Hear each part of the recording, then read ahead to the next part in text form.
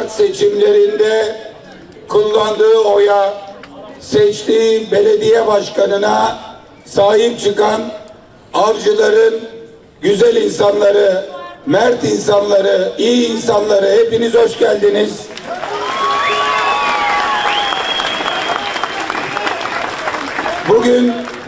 Bugün yaşadığımız mesele 213 gündür süren ve Cumhuriyet Halk Partili belediyeleri, başta Ekrem Başkanımızı, belediye başkanlarımızı, belediye meclis üyelerimizi hedef alan ama hattı zatında esas olarak bugünün iktidarının yarının iktidarına, bugünün Cumhurbaşkanının yarının Cumhurbaşkanına darbe girişiminden bağımsız değildir. Bugün ne yaşıyorsak Recep Tayyip Erdoğan'ın bundan sonraki Cumhurbaşkanına yaptığı darbe girişiminin içindedir, tam ortasındadır.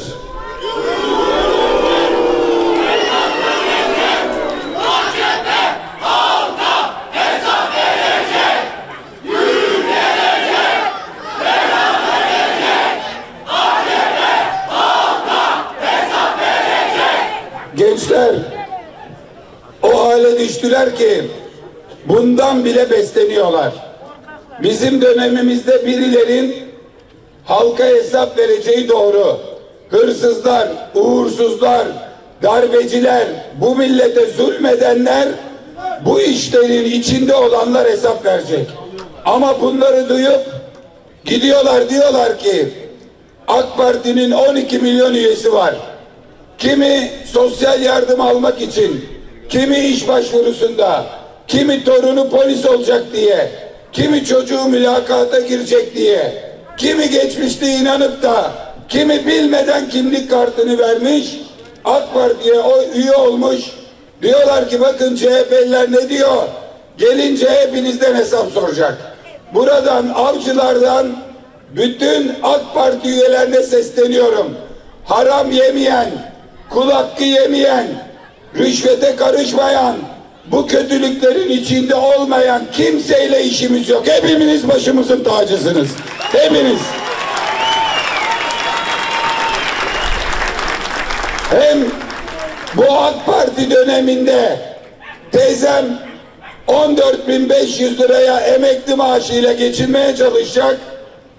Asgari ücretli 22.000 liraya uğraşacak. Bu kadar güçlükler yaşanacak. Bilerek bilmeyerek geçmişte AK Parti'ye üye olmuş diye onu korkutup kendi iktidarını sürdürecek. Onun da yoksulluğu devam edecek. AK Partili teyzemi de yoksulluktan Cumhuriyet Halk Partisi kurtaracak.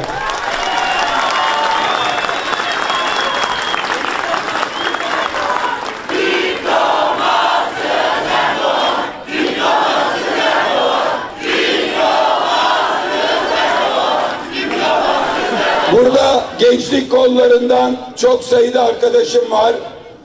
Utku Caner Çaykara Cumhuriyet Halk Partisi'ne 18 yaşında üye olmuş. Gençlik kollarında bu partinin afişini asarak, broşürünü dağıtarak, gece gündüz seçimlerde koşturarak bu partide yetişmiş. Makine mühendisi, işinin sahibi, çalışkan, dürüst, gençlik kolları MYK üyeliği yapmış ve avcıların tercihiyle, avcıların desteğiyle genç yaşında bu göreve gelmiş. Benim şahsen kefil olduğum, zaten nikahında da şahit olup kefalet koyduğum son derece dürüst ve çalışkan genç bir kardeşimdir. Sonuna kadar arkasındayız.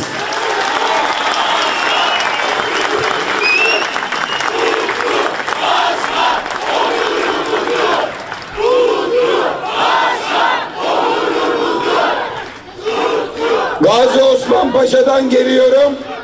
Gazi Osman Paşa'da gün boyunca başkanın odasından kasa çıktı deyip kasadan para alma görüntüleri, gerçek görüntü poliste, gerçek görüntü elimizde. Kasadan belediyenin mührü çıkmış. 1 lira para, kasadan 1 lira para çıkmamış. Ekrem Başkan'ın koruması Mustafa Akın'ın yayla evinden kasa çıktı diye kasadan para alma görüntüleri TRT'de, yandaş basında, merkez medyada kasadan emekli polis memuru kasasından 2 kutu mermi çıkmış. Yaylaya gidince silahıyla çocuklar oynamasın diye silahını koyacak kadar küçük kasa, 1 lira para yok ama kasa bulundu diye yalan yapıyorlar. Gerçekler tutanaklarda var. Buraya gelince Utku Caner Çaykara'ya ne suçlaması yapıyorlar biliyorsunuz mu? Ne ihale, ne para, ne rüşvet. Zaten bunları söyledikleri yerde de hepsi iftira. Ama burada efendim Utku Başkan, belediye başkan adayıyken CHP ilçe başkanlığına seçim için yardımda bulundum demiş birisi. Bu AK Parti, bu AK Parti. Manisa Soma'nın madeninden tut, bütün şirketlerden seçim yardımı alır. Bu MHP, Ali Ağa'daki petrol şirketlerinden bütün kampanyayı fonlatır. Seçim zamanlarında tüm siyasi partiler kaynak bulmak için komiteler kurar, yollara çıkar. Bu kişinin buraya katkı yaptığının da bilgisi belgesi yok ama düşünün ki seçim yardımı yaptık diye buradan gencecik belediye başkanımızın tertemiz alnına leke sürmeye çalışıyorlar.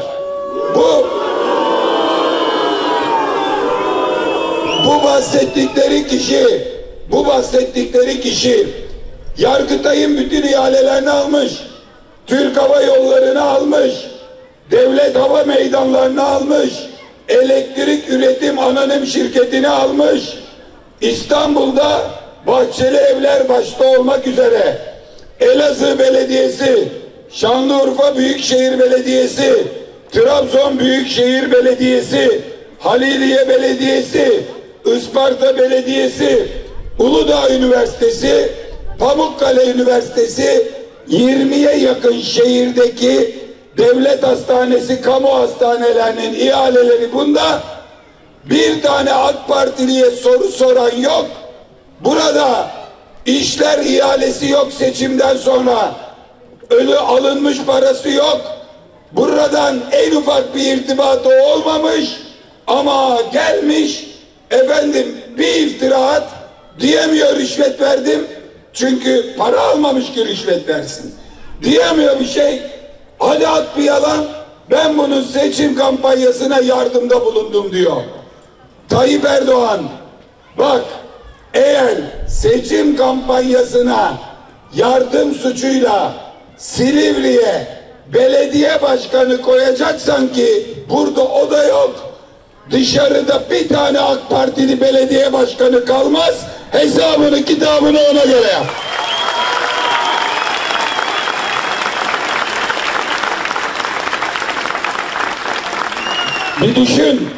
Bir düşün ya.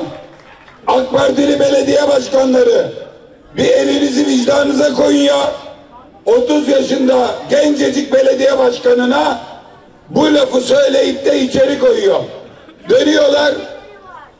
Dönüyorlar gidiyorlar şirketlere, belediye başkanlarının yakınlarının şirketlerine bile, ihaleye giren bütün şirketlere girip de alana almayana el koyuyor. Bu yolu açtığınız iyi oldu.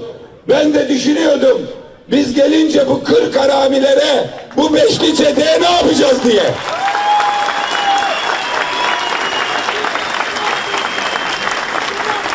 Herkes aklını başına alsın.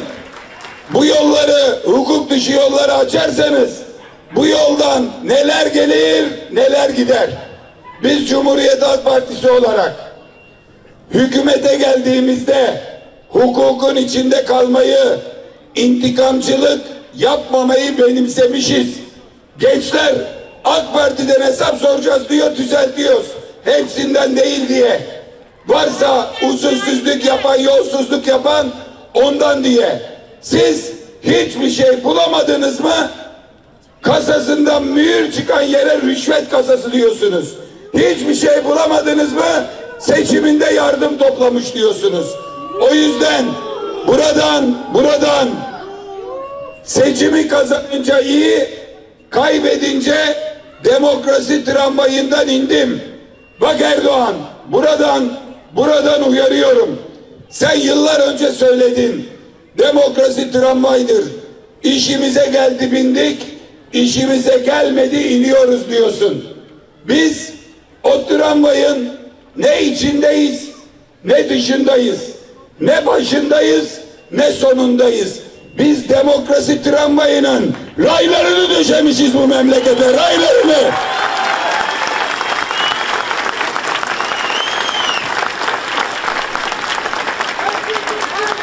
Buradan avcılarda AK Parti var mı gençler? Var. Bunların gençlik kolları var mı? Var. Adı ne? Ak Gençlik.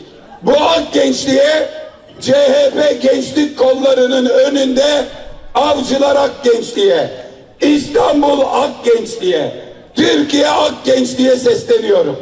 Sizin reisiniz, sizin başkanınız, Cumhurbaşkanınız yıllardır mücadele ediyoruz. Hani diyor ya, ben diyor iyi bir futbolcuydum diyor. Geldin, yıllarca birlikte müsabaka yaptık. 23 sene boyunca maçı kazandın, her şey iyiydi. 31 Mart'ta Cumhuriyet Halk Partisi genç ekibiyle, genç adaylarıyla Ekrem Başkan'ın kaptanlığında İstanbul'da ve bütün Türkiye'de sahada seni yendi. Kazandığında gayet iyiydi. Kaybetti, ne yapıyor? Topu almış koltuğunun altına, oynamayacağız. Artık oynatmam, keseceğim bu topu deyip eve gidiyor. Ak Gençlik, deyin ki ona dede, dede deyin dede. Ne yapıyorsun? Hepimizi mahcup ediyorsun. Biz kazanınca iyi diye deyin. Biz kazanınca iyiydi. Onlar kazandı, niye oyun bozanlık yapıyoruz? Niye çirkef yapıyoruz? Niye çamura yatıyoruz? Ver topu. Sen git evde otur dede. Biz maça çıkacağız. Ak Gençlik, maça çıkarsan belki bir maç kaybedersin. Belki 2 maç kaybedersin. Belki bizim gibi 20 yıl kazanamazsın. Ama onurunu kaybetmezsin, onurunu.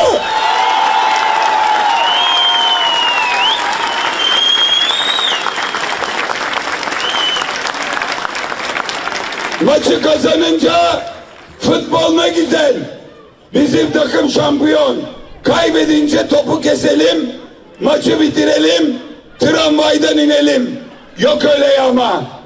Bu memleketi kuranlar, sen işine geldiğinde sandıkla gel, işine gelmeyince sandığı al götür diye bu ülkeyi kurmadılar. Bu millet sandığa, seçime, seçilmişe, seçtiği belediye başkanına, kendi iradesine sonuna kadar sahip çıkacak. Bu ülke demokrasiye sahip çıkacak. Bu ülke iradesine sahip çıkacak.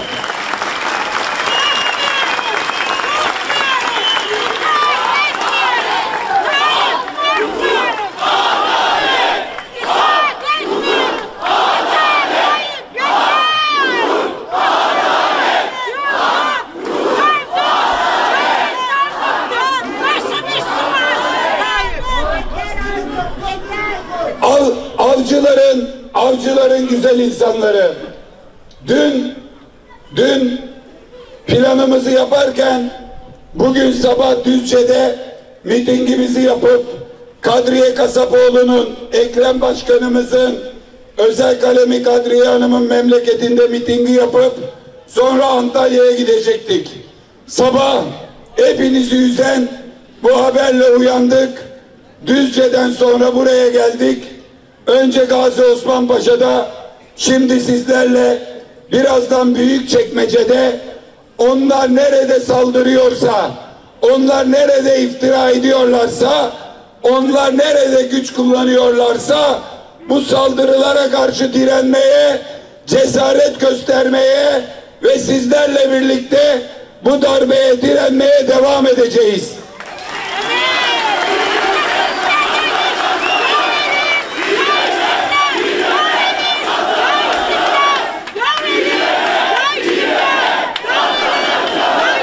Partinin genel başkanı olarak şimdi buradan Avcılar'dan Büyükçekmece'ye, oradan Antalya'ya doğru gidiyorum. Ama burayı, bu binayı ve Utku Başkanı sizlere emanet ediyorum. Emanete sahip çıkmaya var mısınız? Sonuna kadar mücadeleye var mısınız? Size güveniyorum. Hepinizi seviyorum. Hepinizi kucaklıyorum. İktidarda buluşacağız. İktidarda buluşacağız. Hepinizi saygıyla selamlıyorum. Sağ olun, var olun.